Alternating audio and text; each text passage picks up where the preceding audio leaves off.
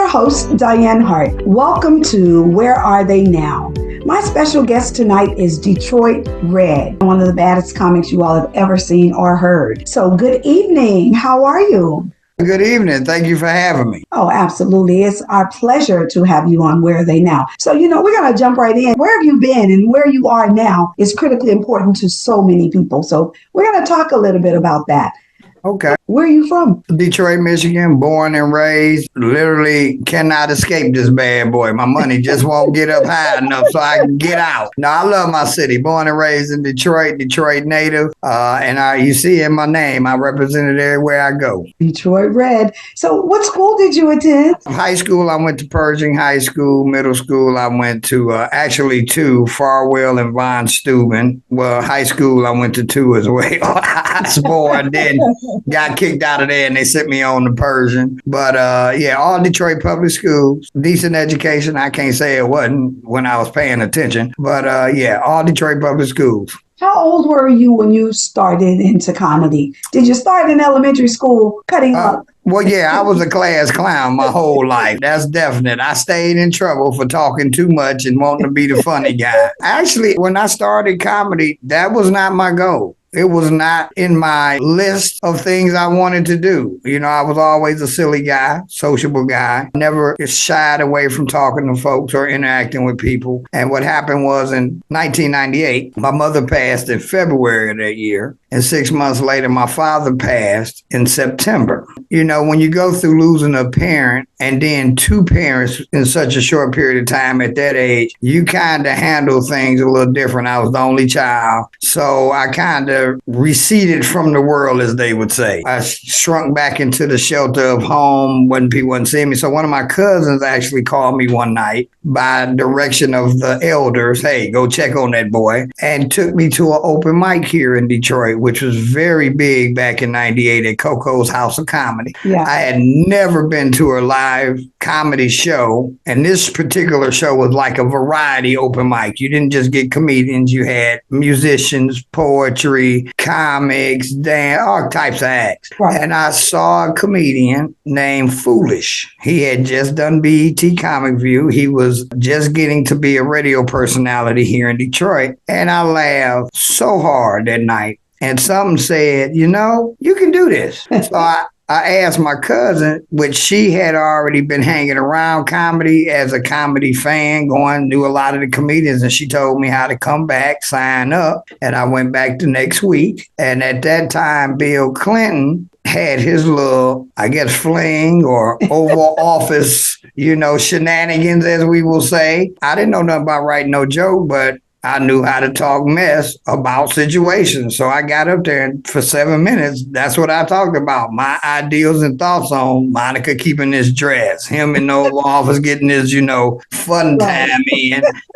And I went home that night. The crowd was very receptive. Laughter was just crazy. And I went home that night on an energy that I had never in my life felt. It took me forever to go to sleep.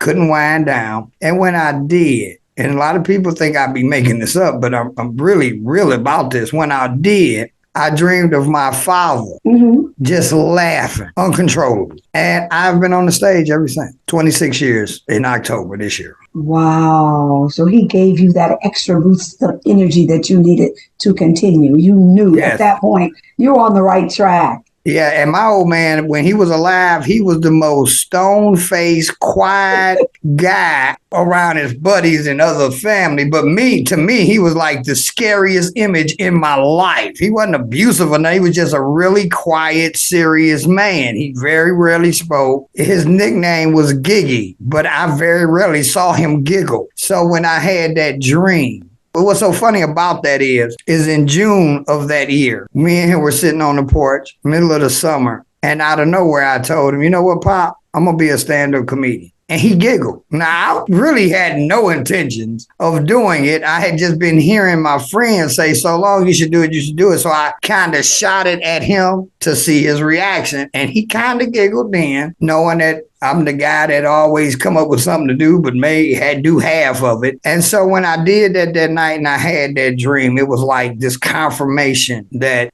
my old man was happy with what he saw me attempting to do. And I think that really gave me the motivation throughout the years to continue forward, because I felt that I had finally found something to make my parents proud. And I love it. It's just, my God, it's just the best thing in the world. It's almost like a drug. I hate not being funny, but it's addictive. It's fun. It's so much that goes along with it. So I've been 26 years. I've been hitting that stage and doing shows. Are there some other people who have influenced you in the comedy world? Definitely grew up as a kid. Red Fox was one of my idols because, who didn't grow up watching Sanford and Son? And he was just organically funny. You wasn't even old enough to understand in depth most of the things he was talking about on that TV show.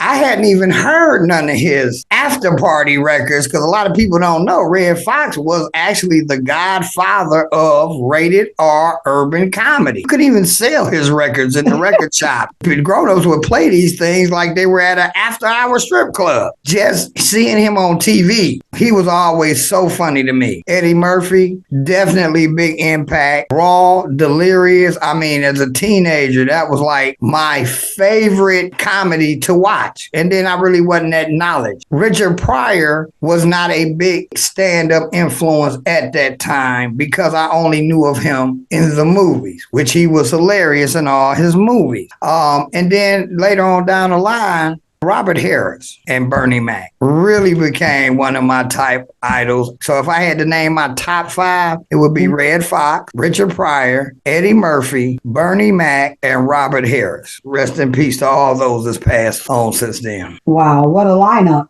All stars. Great. Right. And hopefully one day I can get somewhere, at least on the bottom step of that stardom ladder. I'm sure you're on that ladder already.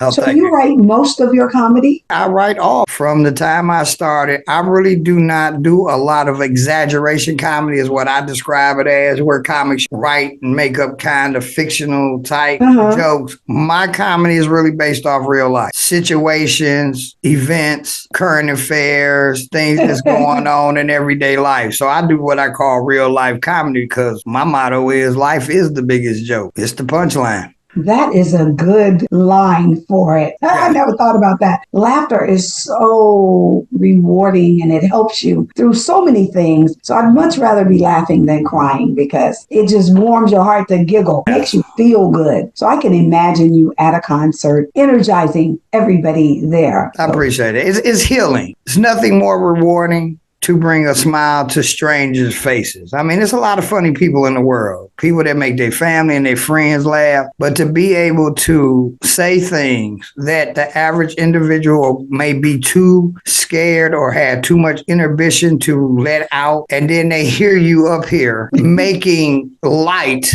of some of the darkest things, they relate and feel like, hey, I'm not in this by myself. I'm not the only one dealing with these things. And this person has found the humor in it, which helps me laugh at it. And in turn helps me handle and deal with it better. So I love that. It's almost like I'm a laugh doctor. And that you are. It's funny that you say that because most people don't think about it that way, but that is certainly the truth. You help people to heal through telling the truth, really. Yes. It's funny how you say it, I'm certain. It is the truth. And it's light for so many people. So and it's self-therapy too. I don't have to spend no money on a therapist. I get it all free on that stage.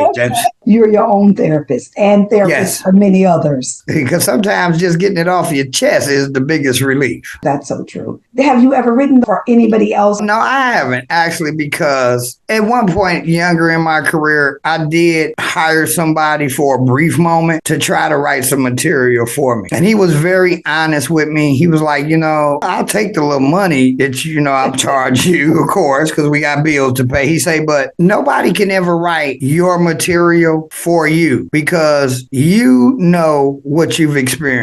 You know all the minute details. You are the one that can put the conviction behind the material. So I've never tried to do it for anybody else because I'm just such a real life comic. I would have to literally follow you around all day and see what your day is like to write for you. And then, Lord forbid, I write some material and a comic go use it and it bomb. I don't need that kind of pressure. I'm scared I'm going to bomb. My day ain't going to sell. So I haven't touched the writing aspect disrespect for anyone. I have worked on a couple projects where I've given my input, movies, couple plays throughout the years, and writing some funny stuff, some skits, but I've never really wrote for anybody else but myself. Have you ever bombed? Oh, hell yeah. What? Hiroshima? Oh, I'll be the first comic to tell you. Look here. Any comedian sit up and tell you that they have never bombed. They flat out lying. It's nothing to be ashamed of. It could happen any given Sunday. Dave Chappelle came here and he bombed. And then he came back on his special and told everybody why he bombed. Because he had some of this good medicinal Detroit medicine and he couldn't handle it. And he got up there and he bombed. It happened. Yes, I have. I've bombed. You take it on the chin. You look at what the circumstances. Some bombs are really not your fault. If the crowd's not into it, they not into the comedy show. Because a lot of times people don't know, we do shows in places that's not comedy club, bars, hall, where people get inebriated. People are more in the party mood. They're not wanting to hear you. They're not listening. You could be the funniest guy in the world. But if that mindset is not, hey, let me sit here and listen, it happens. So yes, I can honestly say I've bombed, but I've been funny way more than I've bombed. So anybody thinking about booking me, do know I don't bomb anymore. That's awesome. I would just say, yeah, I have bombed, but I'm no longer bombing. I am delivering. I'm standing up and delivering just what you need. Yeah, because most of my bombs happen when they leave me in the green room too long. Just bring me on up. Don't let me sit back there and have too many shots of scotch and some medication. Ain't no telling what might happen. Just bring me on out there. Let me get this over with so I can get back to relaxing. That is hilarious. So for those of you all who are listening, please do not leave Detroit Red in the green room too long. Especially with a lot of green stuff. That's all I'm saying. That's all I'm saying. The more green stuff, the more I might forget. I'm just saying I'm a little older now. Yeah, people ask me all the time too, do I get nervous or was I nervous in the beginning? Yes. And to this day, I am still nervous every time I get ready to go on stage because the fear of bombing is always there. I've been in situations where I just know this was going to be the greatest show, but it was some minor details I had no clue of. It was something going on I had no clue of. The situation, like I said earlier. So I'm always nervous because I always want to give my best. I always want to give the funniest show that I possibly can. So them nerves for me is always in play. What has happened over the last 2 decades is that I've learned how to channel the nervous energy and project it and put it into the show. So therefore, it does not shut me down. It actually helps me lift the bar on myself to go out and give a better show. I know that's right. We're going to take a short break, and when we come back, we'll continue our interview with the baddest comic you all have ever seen or heard, Detroit Red. I was trying to get his government name, but what did you tell me about that name? Oh yeah, we can't release that to the public. I don't owe no child support or nothing, but stalkers, I can't. I had one stalker. This heifer was so good at imitating the bush.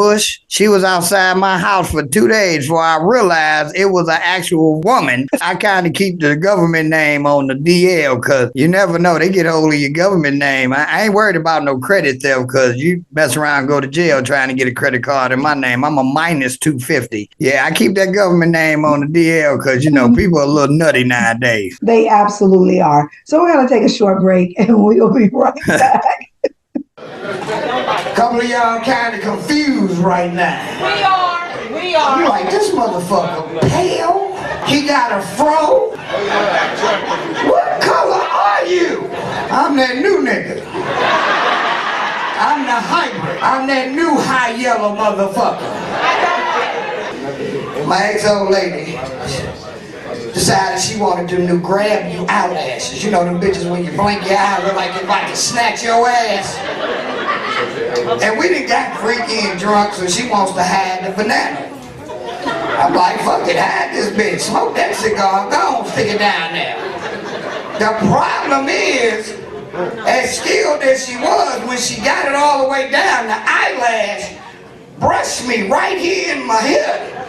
And it felt like an insect. Now when you feel an insect, what do? You swat at that motherfucker. And I hope the judge believes this is what happened, as crazy as it sounds. Or not, I'm looking at some time. Follow me everywhere. My name is Comedian Detroit Red. Thank you, Ohio. Oh my goodness. Welcome back to Where Are They Now with my guest, Detroit Red. And the Johnny ain't even all the way kicked in. I have my own comedy show tonight. Hey, it's my pleasure. Oh, thank you. You all need to be right here with me. I have my own comedy show and you're sharing it with me. So thank you all for watching us tonight. We took a break so that we could listen to Detroit Red. I'm straight rated R. I do it all. I can do church. I can do clean, but I love rated R. Seniors purchase tickets, come enjoy the show. And they were like the greatest. I'm talking about these folks were so cool and so down to earth. I had a ball. And hopefully we hope to get it back up and going in the near future. COVID is still around, but they have, of course, forced everybody to get the microchip vaccination. That's just my opinion. That's why I got the welfare one, the Johnson & Johnson. And you know it's the welfare one because they only did one round. You ain't heard nothing else about Johnson & Johnson doing no vaccination. Hopefully, in the future, I would love to get back into that because a lot of times people don't understand. Seniors become neglected. They live in these assisted living apartments in these different buildings. The family becomes busy. They don't get to see their people like they want to. They don't get the conversation, much less get to just enjoy laugh. So I really enjoy being able to produce something that they could invite their family to enjoy with them and bring them back together and get into hanging out and a ritual thing. So we're looking to get them back started. I just have to get my schedule back in order now. Everything's opening now. Business is picking up everywhere, but we do plan on getting those started back soon. Well, that's wonderful. And I know that the seniors, they had to have loved everything you said. I can just see them having so much fun. So do you collaborate with others? Yes, I do. On occasion, I do collaborate with other comedians. Just recently, we closed down a Wednesday and a Thursday night I had, and one of my co-hosts, first and only co-host I've had in 20 years plus of producing shows, Mr. Frank G, 3-time B.E.T Comic View. He was my co-host. We had those rooms for a year. One room sold to a new owner, and the other room decided they wanted to kind of take a break. But I collab with others all the time. That's what it's about. You should be able to network and collab. To a degree, comedy is an individual sport. The collaboration behind the scenes creates bigger and better things for all the comics. So yeah, I collab with people on different projects. That's wonderful. If you had some good advice for some of these new young people who want to be a comic, not quite sure how they get started, what would be some advice you would give to these young people? First of all, get off Facebook. Get off the internet. When I say get off, I'm not telling you to stop because internet comedy has become a very big thing. It's its own genre. But if you really want to be a professional comedian, you have to write and you have to work out. And working out is not sitting in front of this camera. Is going to these live stages because it's a whole nother experience. It's easy for us to sit here and talk to a screen and read comments and get a little feedback, but it's a whole nother experience to actually go on stage. If you go once and it don't work, don't stop. You just keep writing and you keep working out.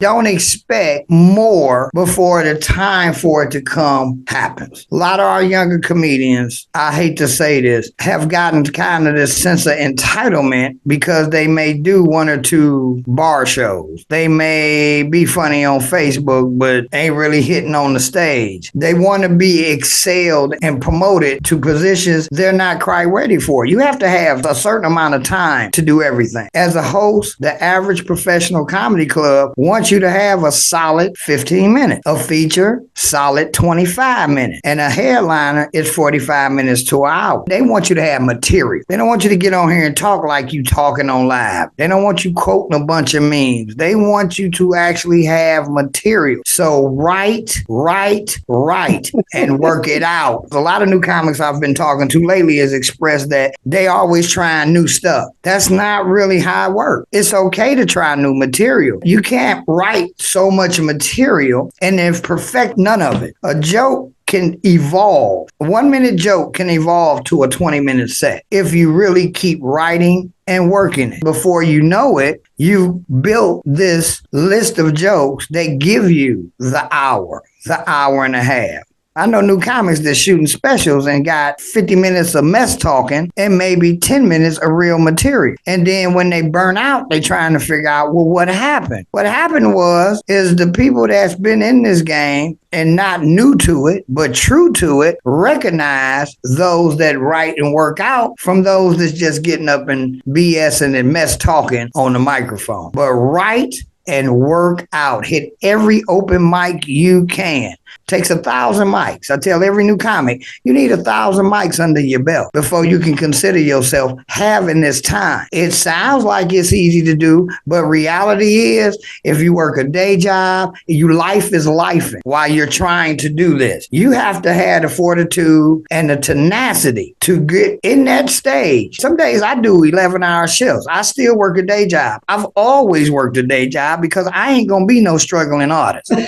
Struggling or starving. I likes to eat. I ain't about to be waiting, and I make decent money doing comedy, but sometimes the work's just not as consistent. Look, I got health insurance, I got car note, got car insurance, rent, the electric and gas bill got me hostage right now. I can't even buy a new pair of socks messing with these folks. I've always kept a day job, and there's been instances where I've had to do 11, 12-hour shifts and rush to get to a booking to make that money too. And I have to be able to perform at top peak as a comedian, no matter what else I'm doing in my other part of my life. Keep going. Be ready for this. This is not as easy as we make it look. It took a lot of work for the comics that you see, veterans and OGs, that make it look so easy. You really don't know the sacrifice and what's been given up. And be prepared. If you want the success, you got to do the work. And that's just as real as I can keep it. Hey, and there's no question about that. If you want it, you have to work for it. Nobody's going to hand it to you. I can't even imagine when you say 1,000 mics, you literally mean 1,000 mics. Yes. To perform 1,000 times. Yes, that is phenomenal to do in itself. So for these young folk who think, oh, I've made it when I've done 3 or 4 shows, I'm on my way, they have just begun. And remember this, the people in your city may know of you. The people closest to you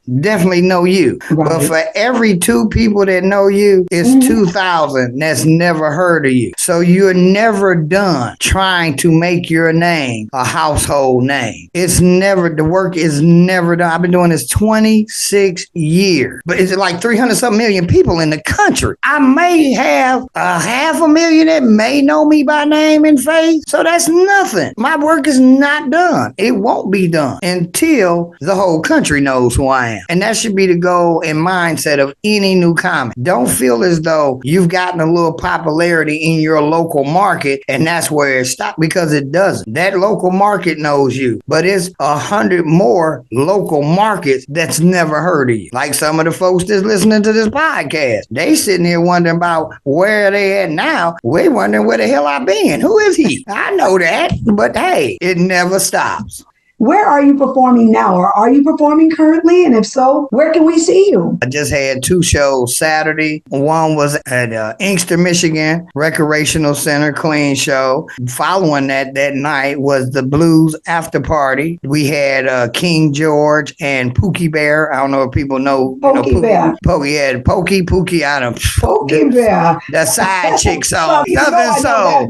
Right. They came down and I actually did set for their after party, which was really nice. I just performed at the new Mike Epps Comedy Club here in Detroit. Oh, yeah. One mic stand. I was there a couple weeks ago. Just last week, I was at the Punchline Comedy Club in Southfield, Michigan. Next month, I'll be in Spring Hill, Tennessee. Hey, I work all the time. Somebody called me. I was getting off today. Hey, can you come down to one mic? I need somebody to fill in. Hey, man, hold on. Wait a minute. I got to do this. And let me see how many shots I can make it through if I'm going to be able to come back out the house. And people can also look me up, Comedian Detroit Red on YouTube, Detroit Red on Facebook, Comedian Detroit Red on Instagram, and also TikTok. Even though I don't really do a lot of TikToking, I'm there as well. So people can catch different phases of my show everywhere. And currently I have, I guess you would call it Comedy Mentary. It's an hour and 40 minutes of skits, stand-up, and my own mini reality series I did last year. year. Yeah, I ended up getting divorced and had to stay in one of the worst hotels here in the city for about a year. I figured, hey, since I'm here, let's make this a reality show. Currently, I had that. It's called Detroit Red's World. It's got skits, stand-up, some journalism, because I also work with a podcast here. Charlie LaDuff, No BS News Hour. We're ranked in the top 200 of the nation in podcasts. So I've done some journalism with them as well as skits, my own mini reality series, as well as stage stuff. So it's all like an hour and 40 minutes. And if you reach out to me, I can gladly ship you a copy out of course for a small fee. Well, I thank you for that information. Look, I'm looking forward to be getting an opportunity to see that. I can't even imagine you in the worst hotel in Detroit doing a reality skit. Oh, yeah. I know it's live.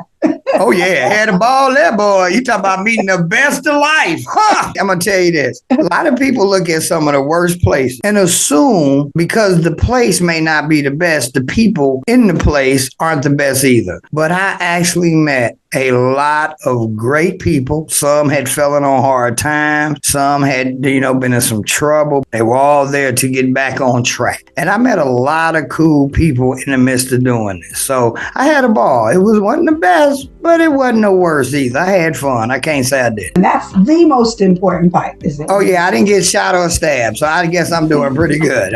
That's wonderful. Well, I just want to thank you for coming on tonight and allowing me this opportunity to have this real live conversation with you. Thanks for telling people where you are now. Thank you. It's important, and we greatly appreciate you joining us tonight. We're live every Thursday night on Detroit Hot TV at 7:30, and I'm excited about it. I've got to get you on Tampa Bay TV. I have a show in Tampa on Roku. I'll be talking to you. Okay, hey, let me know. I ain't been down there to Tampa Bay. I want to come see what that life is about right there. I might not come back. Y'all getting sun all the time. You will go back. It was 91 degrees today. Oh, yeah, you're right, because I can't take no heat. I'm too light for that. I be melting like a vanilla ice cream cone. Real talk. I get to turn it red for real. I'm sure you would. But thank you for having me. I'm really honored and I appreciate it. Thank you so much for being on the show tonight. I am your host, Dianne Hart. I look forward to seeing you all on next Thursday night at 7:30 on Detroit Hot TV. Thank you. Bye-bye. Bye-bye. Bye.